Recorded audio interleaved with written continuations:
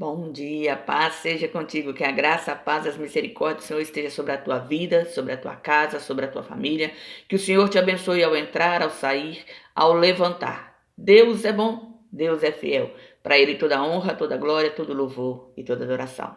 Vou pedir, deixe o seu like vai nos ajudar a ter visibilidade. Compartilhe essa mensagem com alguém que precisa ouvir essa palavra. E você que ainda não é inscrito nesse canal, que tem sido agraciado pela palavra do Senhor, se inscreva e nos ajude a propagar o Evangelho da Salvação.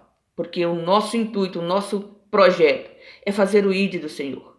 É falar do amor de Deus, é levar a palavra que cura, que salva e que liberta todo coração. Amém? Vamos meditar um pouco na palavra do Senhor? A palavra do Senhor se encontra hoje no livro de 2 Reis 8, que está escrito assim a partir do primeiro versículo. E falou Eliseu àquela mulher, cujo filho ele ressuscitara, dizendo: levanta-te, vai, tu e a tua família, e peregrina onde puderes peregrinar, porque o Senhor chamou a fome, a qual também virá a terra por 7 anos. E levantou-se a mulher e fez conforme a palavra do homem de Deus, porque foi ela com a sua família, peregrinou na terra dos filisteus 7 anos. Sucedeu que, ao fim dos 7 anos, a mulher voltou da terra dos filisteus e saiu a clamar ao rei pela sua casa, pelas suas terras. Ora, o rei falava a Geazi, servo do homem de Deus, dizendo: conta-me, peço-te, todas as grandes obras que Eliseu tem feito. E sucedeu que, contando ele ao rei como ressuscitara a um morto, eis que a mulher cujo filho ressuscitara clamou ao rei pela sua casa e pelas suas terras. Então disse Geazi: ó rei, meu senhor, esta é a mulher, e este o seu filho, a quem Eliseu ressuscitou. E o rei perguntou à mulher, e ela lhe contou. Então o rei lhe deu um oficial, dizendo: faz-lhe restituir tudo quanto era seu, e todas as suas rendas das terras, desde o dia em que deixou a terra até agora. Louvado seja o nome do Senhor. Essa palavra é forte, querido. Eu não sei como você tem vivido, eu não sei o que você tem feito. Mas algo que Deus colocou muito forte no meu coração nessa manhã é o seguinte. Noé, quando ele foi chamado para construir a arca, foi um desafio. Foi algo inusitado. E Deus fez com que ele, durante 100 anos, no processo da construção da arca, ele pregoasse sobre o dilúvio. E todos aqueles que estavam à sua volta debocharam, riram, perseguiram, faziam chacota, mas ele continuava perseverando na construção da arca. Quando o dilúvio veio, Noé e sua família estavam dentro da arca e Deus selou ela por lá de fora, para que Noé e sua família não fizessem aquilo que era desejo do seu coração, porque Deus havia condenado o mundo com sua imundícia, com sua violência. Mas para que Noé ficasse seguro e fizesse a vontade de Deus, Deus selou a arca por lá de fora. Mas teve o tempo do dilúvio, teve o tempo da chuva, teve o tempo onde a água se levantou. Mas também houve o tempo onde a água baixou, a arca parou em determinado lugar, no Monte Ararat, e ali, no tempo determinado por Deus, a terra secou e volta a produzir. E Noé recebe a ordem para sair da arca, para multiplicar e preencher a terra. Ele, toda a sua casa, ele, toda a sua família. E ele abandona a arca que ele construiu ao longo de 100 anos. Muitas das vezes Deus nos coloca nessa situação, ele nos leva a alguns lugares, determinadas situações, ele nos dá um emprego, ele abre as portas para nós, para que lá nós possamos vivenciar o seu evangelho e ao mesmo tempo ser boca de Deus naquele lugar. Mas há um tempo determinado para todas as coisas sobre a face da terra. Em Eclesiástico 3 diz que há tempo de ajuntar pedras, mas há tempo de esparramar pedras. Há tempo de chorar, há tempo de sorrir. Então, há tempo de matar, há tempo de viver. Há tempo de morrer. Há tempo para todas as coisas debaixo do sol. E nós precisamos entender que o tempo de Deus para a nossa vida é determinado. A Sulamita, Ela, quando ela conheceu o profeta Eliseu, ela via ele passando. E ela instigou para que ele entrasse dentro da sua casa e comesse pão. E ali formou-se uma amizade.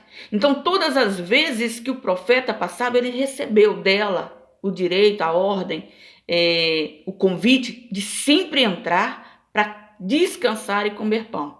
E ela começou a observá-lo. E quando ela estava observando ele, o seu caminhar, o seu jeito, porque ela sabia que ele era sacerdote.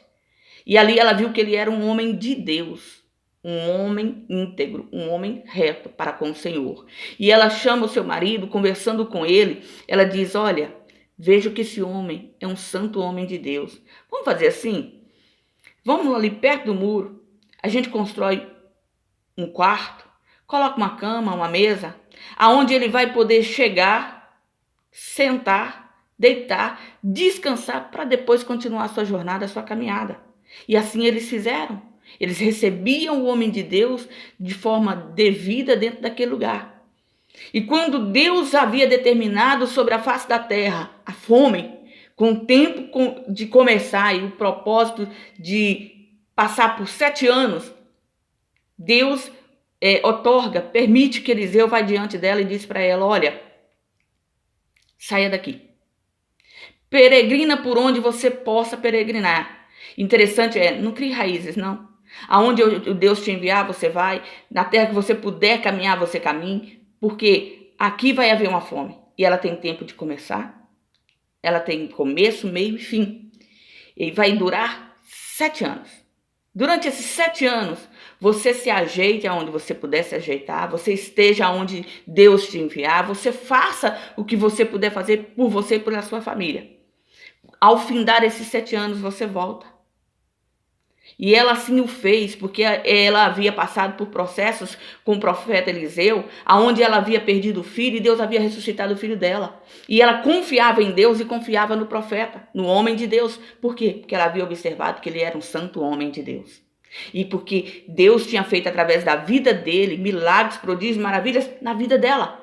E ela reconhecia isso em Eliseu, que ele era um homem de Deus. E o interessante nessa passagem é que quando ela volta após os 7 anos, porque ela foi no tempo determinado por Eliseu, ela foi no comando de Eliseu e ela peregrinou. A Bíblia diz que ela não firmou raízes, ela não ajuntou posses, ela ficou peregrinando, ela ficou andando. É como se ela vivesse de aluguel, tendo a casa própria dela em Sunã. Porém, ela estava debaixo da obediência da palavra do profeta. E ali, ela peregrinou durante 7 anos na terra dos filisteus. E quando inteirou os 7 anos, ela já sabia que era a hora de voltar, porque foi o tempo determinado pelo profeta. E o interessante é que agora, quando ela volta, ela não volta direto no profeta Eliseu, porque ela conhecia as leis. Ela conhecia o rei, ela conhecia os oficiais, ela conhecia as pessoas que estavam em alto escalão. Como é que eu sei disso? Porque quando Eliseu vai oferecer para ela algo que ele pudesse fazer pelo bem que ela estava fazendo pela vida dele, e ele diz para ela assim: o que posso eu falar ao rei por você, ao magistrado, a qualquer pessoa, juiz, que você esteja necessitando de alguma coisa para poder realizar algum sonho na sua vida? Ela diz: não, eu habito no meio do meu povo, ou seja, eu tenho conhecimento, eu tenho ligações com pessoas de alto escalão também, eu conheço as pessoas, eu vivo bem, eu tenho posses, eu tenho condições, eu tenho amizades, então eu não estou precisando. E ali Geazi fala para ele: olha, ela não tem filhos, o marido dela já é velho. E o interessante é que aquela mulher, todas as mulheres naquela época, naquele momento da história, naquele lugar, que era estéril, era visto como amaldiçoada. Mas o comportamento dela, embora ela tinha o estigma de ser amaldiçoada por não ter filhos, por ser estéril, isso aí não sobressaía, por conta que a sua atitude não era de amargura, de alma. Ela não vivia ali sofrendo, ela tinha o seu sofrimento por não ter filhos, por não ter uma descendência. Porém, isso não a definia, por causa do seu comportamento, por causa da sua atitude, por causa do seu procedimento. E quando Deus lhe dá o filho, Quando Deus usa a boca do profeta para dizer que ela teria um filho dali 9 meses, ela se espanta e ela diz: não, meu Senhor, não mintas. E Deus concede o filho para ela. 10 anos depois, Deus permite a morte. E ela vai ao profeta, que declarou ali o milagre da vida na vida dela. Ela diz: eu não pedi. Meu Senhor, eu não pedi. Eu disse para o Senhor: não mintas para mim. E ali Deus usa o profeta para restaurar a vida daquela criança. Mas na volta dos 7 anos, ela vai em quem é de direito. Ela vai em busca das autoridades daquele lugar para que seja ressarcido, restituído aquilo que lhe pertencia. E no momento certo, olha como Deus trabalha. Deus coloca o servo de Geazi naquele lugar para estar ali batendo um papo com o rei, contando para o rei aquilo que o rei lhe pergunta. Conta para mim quais são, conta-me, peço-te, todas as grandes obras que Eliseu tem feito. E ali estava sendo dado um relato das coisas que Deus havia permitido através da vida do profeta Eliseu que acontecesse. E o maior relato era a restauração da vida do filho da Sulamita. E naquele momento ela entra, conversando, pedindo para o rei a restituição das suas propriedades. E ali houve uma confirmação da restauração de Deus ressuscitar a vida do seu filho.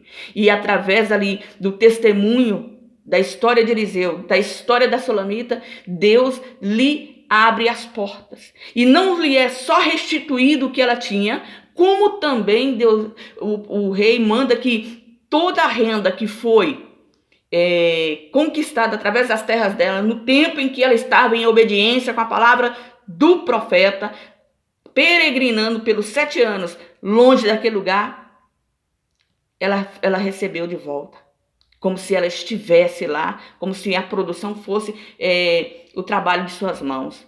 Porque Deus não fica devendo nada para ninguém, querido. Quando nós andamos em obediência à palavra do Senhor, quando nós buscamos a presença do Senhor, Deus, Ele nos honra no tempo determinado. Eu não sei aonde Deus tem te colocado, ou aonde Deus Ele enviou. Houve o tempo, o momento certo para que você estivesse aí. Se Deus está dizendo para você: levanta e sai, saia. Não espere o Senhor pesar a mão, não espere as coisas acontecer, os infortúnios acontecer para que você venha obedecer pela dor. Obedeça por amor. Deus lhe colocou aí para um tempo determinado. Talvez hoje já não é mais o tempo determinado por Deus para que você esteja aí.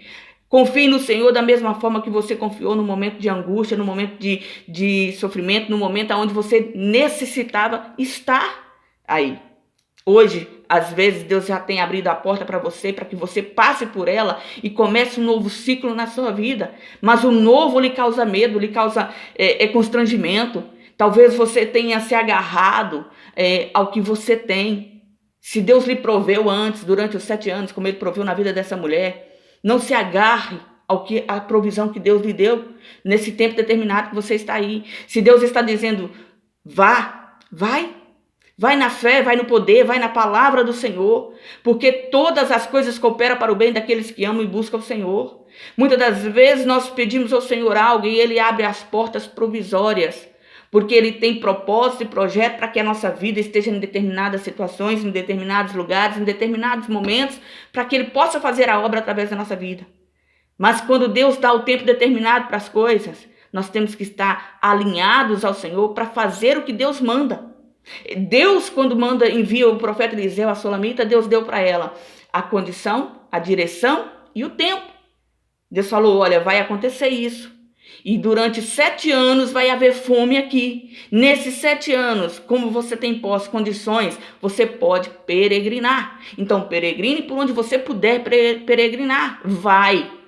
Não precisa fixar residência, mas vai. E ela foi. E durante aquele tempo ela ficou. Mas na hora que inteirou os 7 anos, ela retrocedeu para o seu lugar, para a sua casa. E ela foi direta ao rei, a autoridade máxima daquele lugar, para buscar o direito de tomar posse daquilo que lhe pertencia. E o rei, naquele momento, estava ouvindo sobre o testemunho do que aconteceu na vida dela. Talvez, querido, é o momento de você obedecer ao Senhor e ir. Que o Senhor possa falar com você através dessa palavra. Que essa palavra possa ser resposta de Deus no seu coração. Não se esqueça, obedecer é melhor do que sacrificar. Volte para onde Deus está te enviando. Vá para onde Deus está lhe mandando. O Senhor é fiel. Que o Senhor possa te abençoar. Tenha um dia cheio da graça, do poder e da misericórdia do Senhor.